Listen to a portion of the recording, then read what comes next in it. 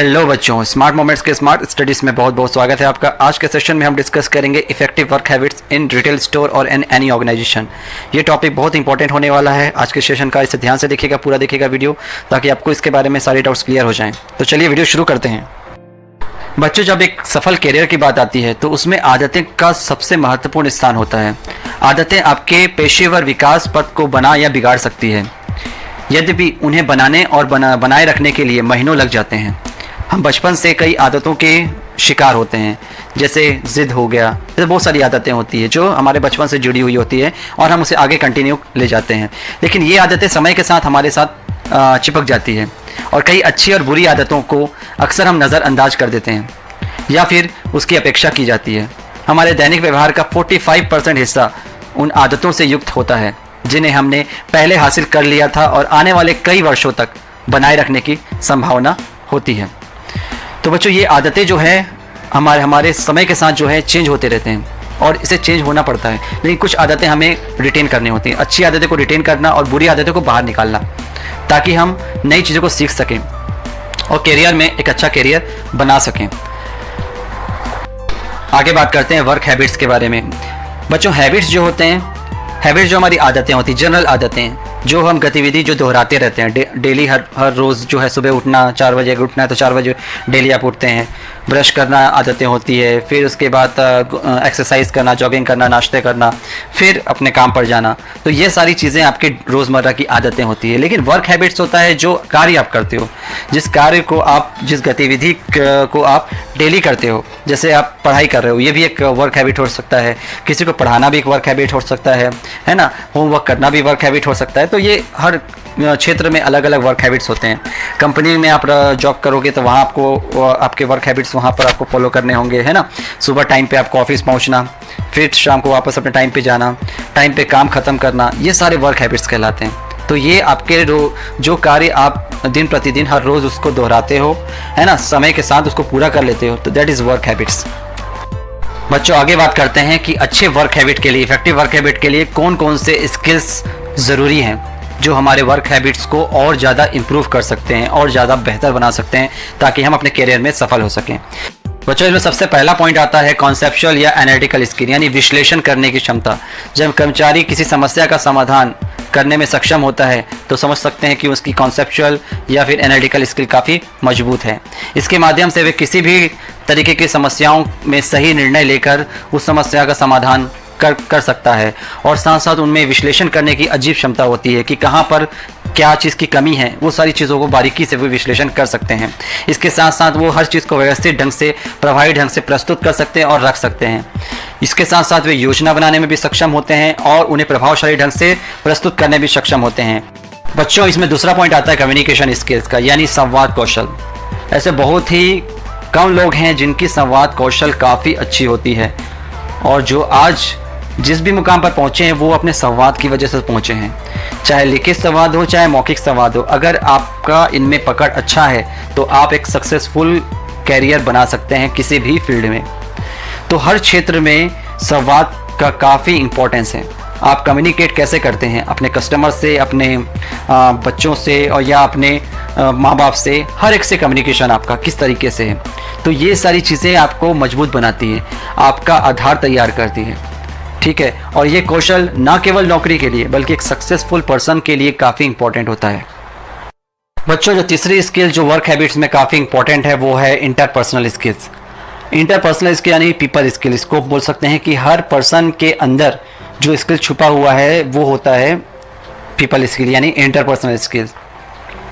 ये स्किल्स आपके इंटरव्यू के लिए काफ़ी इंपॉर्टेंट है। जब आप कार्य कर रहे हों, चाहे आप हम किसी के सामने प्रेजेंट कर रहे हो या लोगों से बात कर रहे हो, लोगों से इंटरेक्ट कर रहे हो या लोग आपसे जुड़ रहे हों, लोग आपकी बात सुन रहे हों, तो ये जो स्किल्स है ये केवल इंटरपर्सनल स्किल्स के थ्रू ही आ सकती है।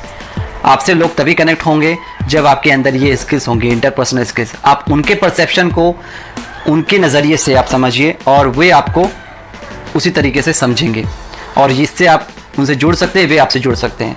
तो ये स्किल्स बहुत इंपॉर्टेंट है, चाहे आप किसी भी जगह पे काम कर रहे हों। चाहे रिटेल में आप देखोगे कोई दुकानदार जो है कस्टमर से काफ़ी ज़्यादा उनका इंटरेक्शन होता है और कस्टमर भी के कई सवाल होते हैं, उनके वो जवाब आसानी से दे देता है। तो उनके बीच का जो इंटरेक्शन है और ज़्यादा मजबूत हो जाता है, और उनके जो ये सब हो पाता है इंटरपर्सनल स्किल्स की वजह से, कि उस दुकानदार के पास ऐसा इंटरपर्सनल स्किल है कि वो लोगों से कनेक्ट कर सकता है, आम आदमी से कनेक्ट कर सकता है। तो जो ये कनेक्शन है ये इंटरपर्सनल स्किल्स के थ्रू ही होता है। तो इसी कारण इसको बोला जाता है पीपल स्किल्स। बच्चों, अगला स्किल्स है इफेक्टिवनेस स्किल्स।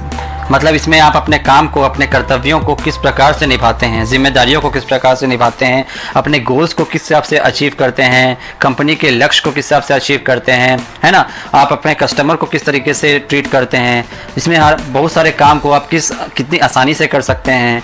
ये सारी क्षमताओं को टेस्ट करता है आपका इफेक्टिवनेस स्किल्स। यानी आपकी हर चीज़ में आपका इफेक्टिवनेस हो, चाहे बातचीत में हो, चाहे जांच प्रक्रिया हो, चाहे ऑब्जर्वेशन हो, चाहे मल्टीटास्किंग हो, चाहे गोल्स को पूरा करना हो। तो ये सारी जो स्किल्स है ये सब इफेक्टिवनेस स्किल्स में आ जाती हैं। इसमें अगला स्किल्स आता है वो है लीडरशिप स्किल। हर कर्मचारी को एक जिम्मेदारी जब दी जाती है और जब वो जिम्मेदारी को बेहतर तरीके से निभाता है, साथ साथ वो अपने टीम को मोटिवेट करता है उस कार्य को पूरा करने के लिए और उसके प्रोग्रेस, कंपनी के प्रोग्रेस में अपना योगदान देता है और सबको योगदान दिलवाता है, वो कहलाता है एक लीडर, एक अच्छा लीडर, एक अच्छा बेहतर लीडरशिप। आप देखेंगे देश के प्रधानमंत्री पूरे देश को साथ लेकर चलते हैं, उनकी समस्याओं को अपना समझकर वो जो है उसको सॉल्व करते हैं और एक ही लक्ष्य बनाकर चलते हैं ताकि जो है उसे पूरा करने में सभी देशवासियां उनके साथ खड़े हों। तो ये होती लीडरशिप स्किल्स। आप एक क्रिकेट में आप देख लो तो हर जगह पे लीडरशिप स्किल काफ़ी इंपॉर्टेंट होती है। ऐसे कर्मचारी, कंपनी ऐसे कर्मचारी की तलाश में रहते हैं जो अपने ग्राहकों को काफ़ी अच्छे से इंटरेक्ट कर सकें, उनसे बातचीत कर सकें, यहाँ तक कि वो बेहतर से बेहतर जो है क्लाइंट्स ढूंढ सकें उनके लिए।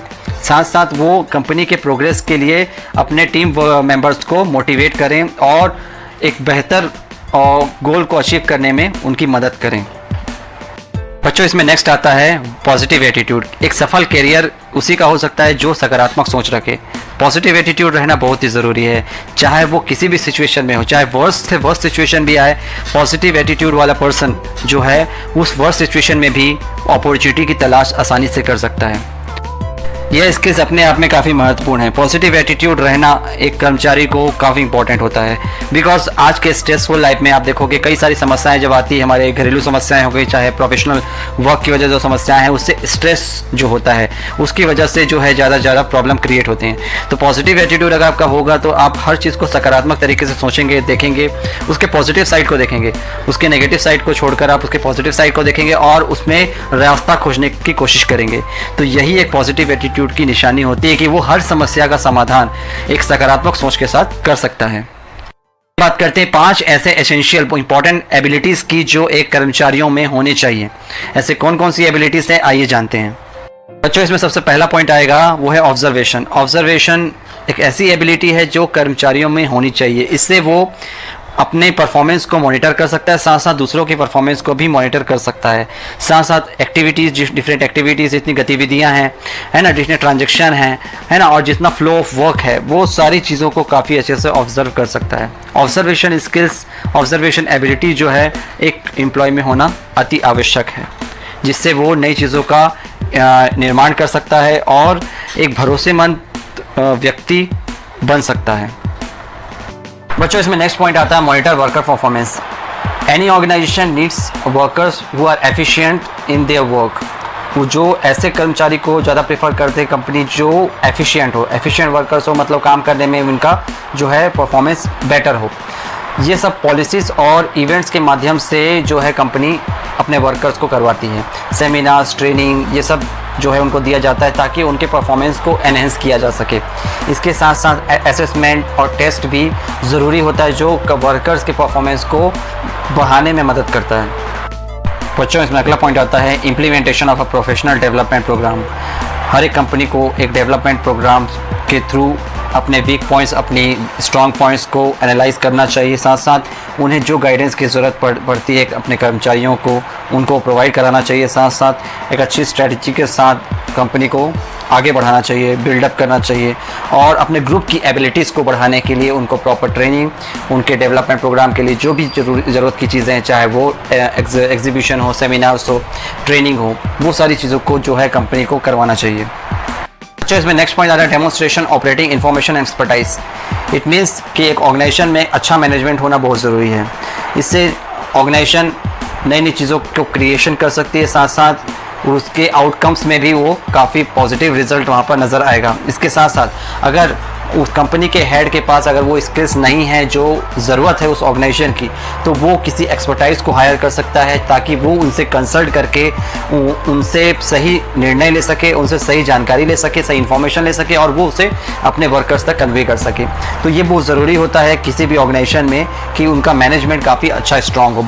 बच्चों, इसमें नेक्स्ट पॉइंट आता है good decision making. Yes, good management required a good decision making person.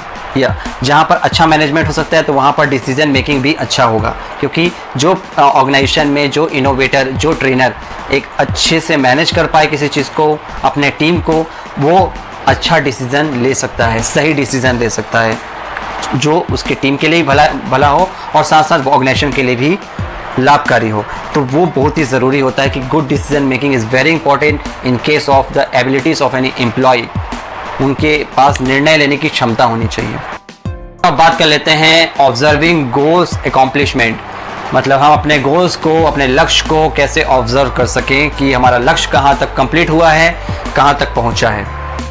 बच्चों, इसमें सबसे पहला पॉइंट आता है चेकिंग द प्रोग्रेस। यस, जो भी लक्ष्य, जो भी रिटेल स्टोर, चाहे वो कोई भी ऑर्गेनाइजेशन हो, जो लक्ष्य उनके टीम को दिया गया है वो लक्ष्य कहाँ तक पहुँचा है, उसके प्रोग्रेस को चेक करना बहुत ज़रूरी होता है। आप उसे मंथली बेसिस पे करिए, वीकली बेसिस पे करिए, क्वार्टरली बेसिस पे।